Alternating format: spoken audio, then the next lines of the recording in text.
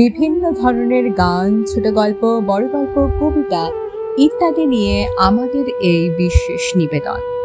আজ আমাদের উপস্থাপনের বিষয় হলো মা আসছে। শুরু হচ্ছে আজকের নিবেদন, মা আসছে। সত্যি বড় কঠিন সময়ের মধ্যে দিয়ে আমরা এগোচ্ছি, কিন্তু সময় তো থেমে থাকে না, সে তার নিয়মে এগিয়ে চলে। শরতের মেঘ বলে দিচ্ছে আর হাতে গোনা কিছু দিনের অপেক্ষা, মা আসছেন। শুনে নি আজকে নিবেদনটি, মা আসছে। গ্রামের চণ্ডী মণ্ডপে ঠাকুর গড়ার কাজ শুরু হয়ে গেছে সেই জন্মাষ্টমীরও আগে থেকে। এখন মা আসতে আর হাতে গোনা কিছু দিনের অপেক্ষা। চণ্ডী মণ্ডপের একপাশে ছোট ছেলে মেয়েদের নিয়ে হারু মাস্টার একটি পাঠশালা খুলেছে। সবাই তাকে হারুর পাঠশালা বলে। নিমাই হারুর পাঠশালার দ্বিতীয় বর্ষের ছাত্র। সে রোজ পাঠশালায় যায়, ছুটির দিনও পাঠশালার দাওয়ায় বসে ঠাকুর গড়ার কাজ দেখে। ঠাকুর গড়ে এ গাঁয়েরই মণ্ডল দাদু ও তার ছেলে। চমৎকার হাতের কাজ ওদের। অনেক বছর ধরে নিমাই ওদের ঠাকুর গড়ার কাজ দেখছে, এ বছরও দেখছে। একদিন নিমাই ঠাকুর গড়া দেখছে, এমন সময় হঠাৎ দেখে ওর পাশে ওরই বয়সী একটি ছোট মেয়ে পদ্ম ফুল হাতে নিয়ে বসে ঠাকুর গড়ার কাজ দেখছে। নিমাই বলে, কে গো তুমি? তোমায় তো আগে কখনো এখানে দেখিনি। মেয়েটি ওর কথা শুনে বলে, আমি এখানে থাকি না, এবছর এখানে ঠাকুর দেখতে এসেছি।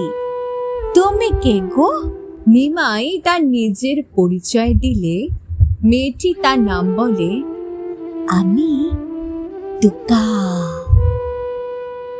নিমাই আর দুর্গার খুব ভাব হলো।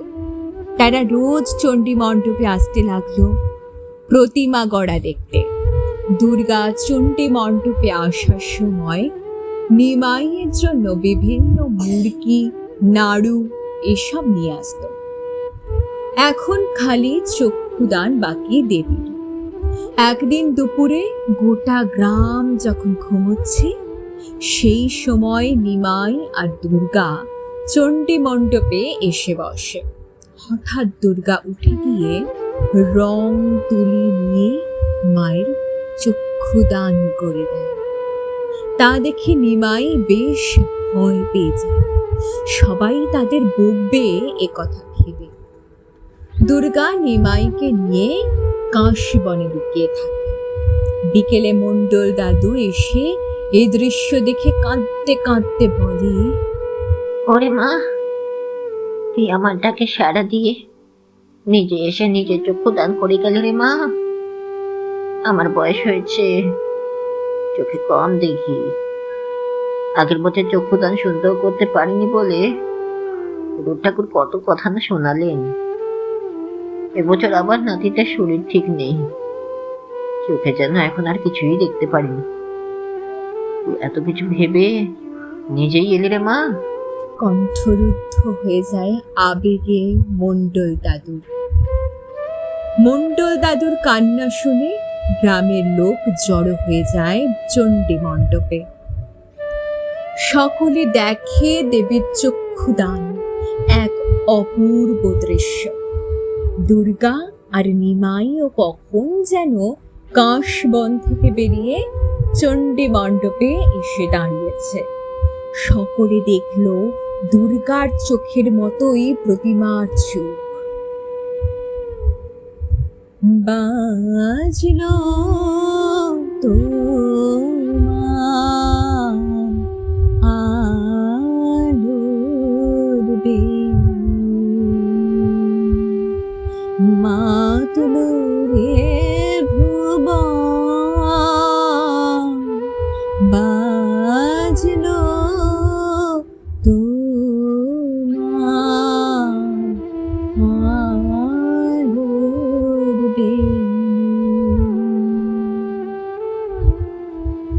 মহালয়ার পর খুব ধুমধাম করে মায়ের পূজা হলো।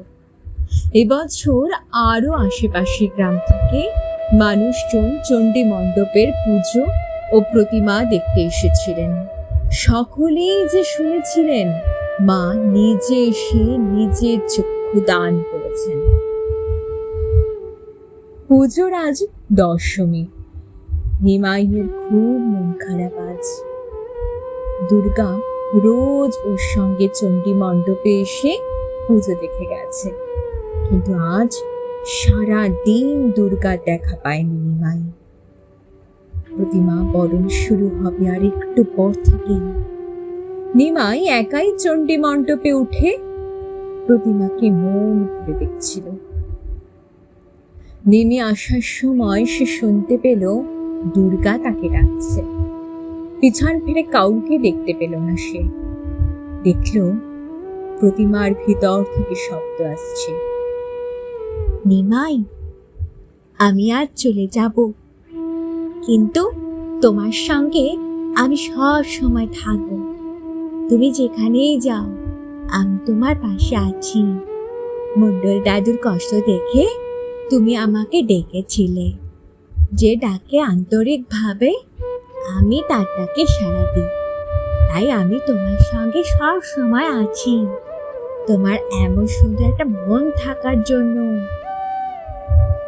এরপর নিমাই আস্তে আস্তে চণ্ডী মণ্ডপ থেকে নেমে আসে। বরণ সিঁদুর খেলার পর প্রতিমার বিসর্জন হয়, কিন্তু নিমাই টের পায় মা দুর্গা তার সঙ্গেই আছে, কেবল সে তাকে আর দেখতে পাচ্ছে না। দেখা যাক দেবী দুর্গা নিমাইকে পরের বছর আবার দেখা দেন কিনা। অপেক্ষার প্রহর নিমাই গুনতে শুরু করে দেয়। মা আবার আসবেন, মা আবার আসবেন, মা আবার আসবেন। শুনছিলেন মা আসছে। কলমে আমি ইন্দ্রাণী পালিত কর্মকার, কণ্ঠে সূত্রধর এবং ছোট্ট দুর্গার ভূমিকায় আমি ইন্দ্রাণী পালিত কর্মকার এবং নিমাই ও মণ্ডল দাদুর চরিত্রে ইন্দ্রনীল পালিত। কেমন লাগলো জানাতে ভুলবেন না। ভালো লাগলে সাবস্ক্রাইব করবেন এবং লাইক কমেন্ট করে আমাদেরকে জানাবেন।